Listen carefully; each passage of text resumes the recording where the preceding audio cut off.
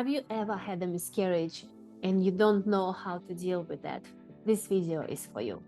I'm Laban Ditchburn. And I'm Anna Ditchburn, and welcome back to the Purpose Partners for Life. So in this video, we wanted to share some of the ideas, the tips and techniques that we've used in our own miscarriage journey. And if you haven't seen any of the other earlier videos, Anna and I collectively have had 19 miscarriages in a row. Including 3 ectopic pregnancies. We're not sharing this for sympathy. We're sharing this as a tool, a resource that other people can use to help avoid some of the mistakes that we made early on in the process. If you go back to not long after we first met, basically the first time that we consummated the relationship, Anna got pregnant. And we've been together a couple of months at this point. That very first pregnancy ended up being what is known as an ectopic pregnancy, where the baby or the egg and the sperm starts growing in the fallopian tube. 100% of ectopic pregnancies result in a miscarriage of some type. There's no pregnancies that stay from these things. In the interest of full transparency, Anna had had 4 miscarriages from her previous relationship and 15 since her and I have been together. And to the best of our knowledge, most of the hospitals we've been in, that's the most number of miscarriages they've ever heard of. And the beautiful thing about this whole experience is it's giving us a whole new set of resources and ideas to try some different things. But we'll talk about those things on different videos. But when Anna had her first ectopic, this was the first time I'd ever impregnated anybody. And I was 38 years of age. And to say that we were over the moon when we found out that we were pregnant was an understatement. So how did we handle the associated grief that happens when we found out that it wasn't going to happen? Men, in my humble opinion and in my experience, the best thing that you can do is support your woman in any way that she needs help with. And what's the best way to do that? You just ask. The nature of that very first ectopic was particularly emotional because Anna's own health was in severe jeopardy, and through some misdiagnosis of what was actually going on, Anna actually hemorrhaged internally, and there was a 10-centimeter blood clot that developed, and we nearly lost her, less than 6 months after we met. No one really can experience that feeling until you go through it yourself, and we would never wish this on anyone. But miscarriages occur in about a quarter of all pregnancies. So it's a lot more common than people think. But we've got friends and we know people that have had one miscarriage that's thrown them into the pit of depression for a very long time. And we don't think it's necessary to suffer that long. Because if we took a year for every miscarriage that we'd gone through, then would be depressed for the rest of our lives. And we're not here to judge other people's experiences, but anything that we share today that might be of value to you and your pregnancy journey is the reason we're doing this. Again, this isn't advice. These are just ideas and thoughts that we've had in our own miscarriage journey. So let me share a quick story how we went through the very first and the most challenging experience.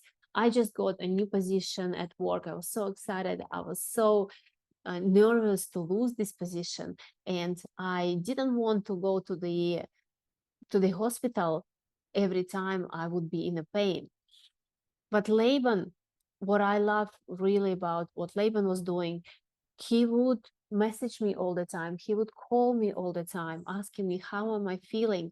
And if I would say I'm in a real pain, he would drop off everything and he would come and pick me up from work and drive me to the hospital. And he would spend hours and hours with me in a hospital, even though we knew each other just for a few months. A couple of weeks later, when my tube ruptured, I was in so much pain. I couldn't even go to the hospital.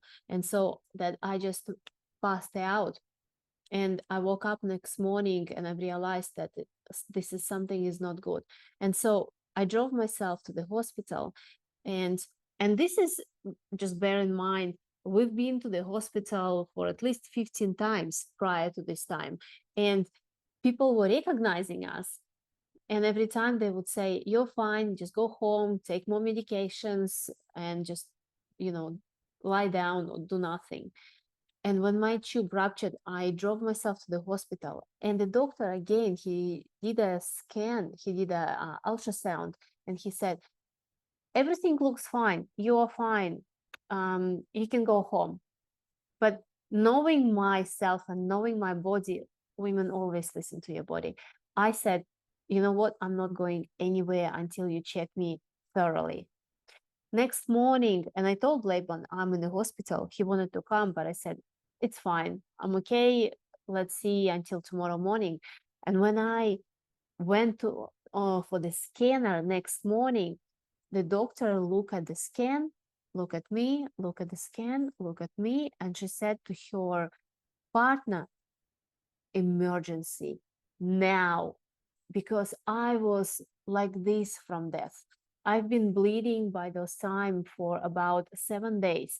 Laban mentioned I developed 10-centimeter blood clots, about like this size. And I had 550 milliliters of blood in my tummy, which is a lot. And I was pale, like this wall behind us, and I was fainting. I actually fainted twice prior to this. And I called Laban and I said, Laban, I'm going for the operation. They are going to remove my tube. Within a minute, Laban was in a hospital. Within a minute. And just before they took me to the operating theater, he ran upstairs and he was holding my hand as I was wheeled to the operating theater. And you know what I've realized at this point? How selfish I was. I thought me going to the hospital every time I feel pain was selfish towards my colleagues and towards other people. And towards Laban, it wasn't fair for me to constantly ask him to take me to the hospital. But actually, I was selfish because what if I would die? What if I wouldn't survive this ectopic pregnancy? I would just leave people who love me the most, who care about me the most, alone. And that was a huge realization for me. And in terms of support, it's really challenging time for women, not just physically, but emotionally as well. And for me to have someone by my side was very, very important. Even if Laban couldn't do anything really in this situation, every time we would come to the hospital, he would ask every single doctor, every single nurse, every single patient, have you had this before? What would you do if your child would be in this position? What would you do if your wife would be in this position? He was literally my voice because I was in so much pain. I couldn't really talk. And seeing him being genuinely interested and genuinely trying to find the information, what can we do in this situation? How can we make sure that the next pregnancy would be successful? Since then, he would ask this question to nearly every single guest on his podcast. Can you believe it? Including Jack Canfield, the co-author of Chicken Soup for the Soul. We can include this interview in the comments below. But for me, I saw how important it is to ask for help. Do not close yourself. Do not step back, but go forward. Ask people, because there are so many people who went through a similar situation, and they know. Someone might know. Someone must know what to do. Someone had a successful pregnancies even after 19 consecutive miscarriages. And the beautiful thing about being comfortable asking for help and having an opportunity to share is that the more you share it, the less dominion it holds over us. There's a lot of the moment of appreciation. My darling. I've lost my train of thought, but basically, like, because we became so comfortable talking about it and we learned that so many other people had gone through it, we didn't have that stigma of shame like some people might. And we got to the point where so many brilliant, amazing, wonderful human beings were sharing their ideas and thoughts about success stories I heard, and introductions to people that we would have never had access to simply because we were brave enough to share that story. And that's really the lesson with this video today. This is one of many lessons that we will be sharing in our Purpose Partners for Life Mastermind. The link to the website will be in the show notes at some point very soon. But if it's not there for the meantime, just drop the word purpose in the chat and we'll make sure that we get a link so you can attend one of these. And for us, it was really a good gift that no one wants, but we turned these 19 consecutive miscarriages into our superpower. And we found out so many things about health and relationships and support. It brought us so much together. And I know so many couples separate after having one or two miscarriages because they just can't handle this pressure. But if you stick together and if you just tell yourself, you know what, no matter what, we are going to have this baby one way or another. I'm gonna impregnate you. I'm gonna get you one way. It will help you to go through these most challenging times. Well, thank you for tuning in today, and we hope you got some value from this episode. We'd love to hear some success stories or any challenges that you're going through. Put them in the comments below, and we'll do our best to come back to you guys. In the meantime, in between time, lots of love. Bye for now.